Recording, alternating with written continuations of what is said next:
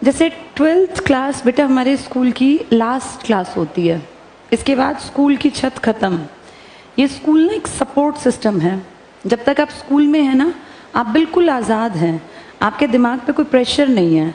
अभी और 10-11 महीने, 8-9 महीने बाद जो 12th से निकल जाएंगे, सब जितने लोग उनसे मिलेंगे एक ही क्वेश्चन करेंगे, अब क्या कर रहे हो बेटा, अब क्या करोगे, आगे का क्या प्लान है, लाइफ के लिए क्या सोचा है। ये क्वेश्चन इतनी ज़्यादा बार होता है ना कि बच्चा समझ ही नहीं पाता कि मैं इसका क्या आंसर करूं। डिलेमा में होता है एक कि मैं क्या कहूं, क्या ठीक रहेगा, क्या गलत। एक्चुअल में इंडिया में सबसे बड़ी प्रॉब्लम ये है कि हम लोग जब पढ़ रहे होते हैं 9th 10th 11th 12th, तो कोई भी टीचर, कोई भी हमारे घर का अड़ोसी पड़ोसी रिश्तेदार, हमारे फ्रेंड सर्कल में गाइडेंस देने वाले नहीं मिलते। खासकर जिस ग्रुप के तुम लोग बैठे हो 9th 10th 11th 12th, ये पर्सनालिटी मेकिंग ईयर्स हैं बेटा। ये बेस का काम करेंगे।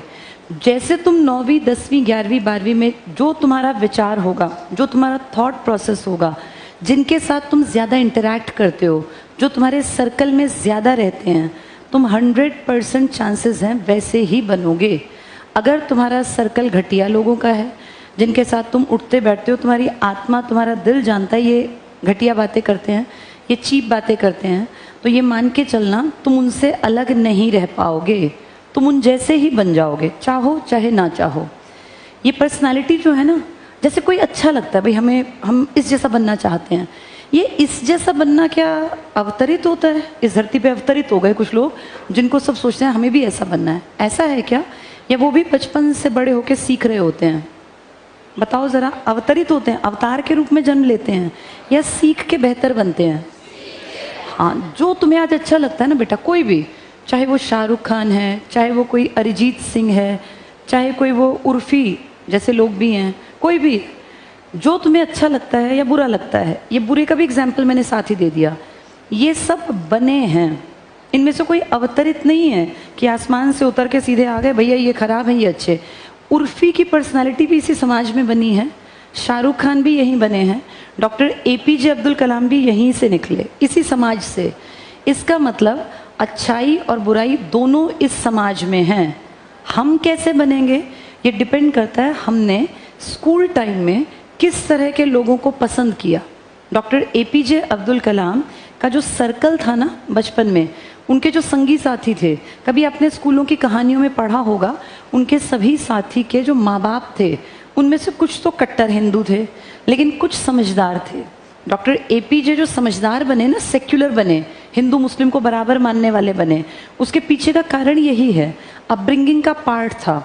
एक समझ पैदा होती है। जब हम तुम लोगों की एज में थे, हम भी एक समझ पैदा कर रहे थे। अभी मैं तुम में से किसी से पूछूं बताओ दुनिया में अच्छा क्या है बुरा क्या है, तुम ज़्यादा देर बोल नहीं पाओगे। लेकिन अगर मैं यहाँ किसी 40 साल से बड़े इंसान को खड़े करें हम लोग, तो वो 1 घंटा 1.5 घंटा 2 घंटा तुम सबको बहुत अच्छी बातें बता पाएंगे। पता है कैसे? क्योंकि हम सब ने लाइफ में ये सब चीज़ें सीख ली। तुम भी सीख सकते हो। जैसे जब तुम उस तरफ बैठे हो ना, तो तुम्हारी ड्यूटी है कि जो यहाँ खड़े होकर बातचीत कर रहे हैं, पहली बात तो बेटा यहाँ स्टेज पे कोई भी ऐसे ही नहीं खड़ा होता। स्टेज पे खड़े होने वाले ने लाइफ का एक दौर देखा, तो अपने आप को ब्लेस्ड समझो। अगर कोई एज्ड टीचर, कोई 40 45 50 55 60 65 70 साल का इंसान अगर तुम्हें अपना समय दे रहा है ना, तो तुम ब्लेस्ड हो। सोचो, इसके इतने लाइफ का एक्सपीरियंस हमें इसकी ज़बान से, इसके शब्दों से सीखने को मिल रहा है। जो इसने जी के सीखा वो हमें मुफ्त में मिल रहा है। तो जो लोग बड़े हैं ना, ऊंचाई पर पहुँचे हैं, जिन्होंने ज़िंदगी में एक मिसाल कायम की, उन सब ने ज़िंदगी को जी के सीखा।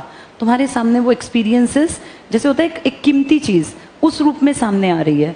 तो बहुत ध्यान दिया करो जब भी तुम्हारी क्लास में तुम्हारा सारा जो स्टाफ हमने भेजा है ना, जितने टीचर्स आते हैं, देखो वो सब लाइफ के एक पड़ाव को क्रॉस कर गए। अब जैसे उसमें अशोक सर हैं, कश्मीर सर हैं, सुनील सर हैं, अनीता मैम हैं या प्रीति मैम हैं, इन लोगों ने बेटा लाइफ का एक फेज़ देख लिया। तो ये ऐसा नहीं है कि टाइम पास कर रहे हैं, ये अपनी जीवन के अनुभव हर कहानी से जोड़ के, अपनी सब्जेक्ट से जोड़ के तुम लोगों तक पहुंचाएंगे।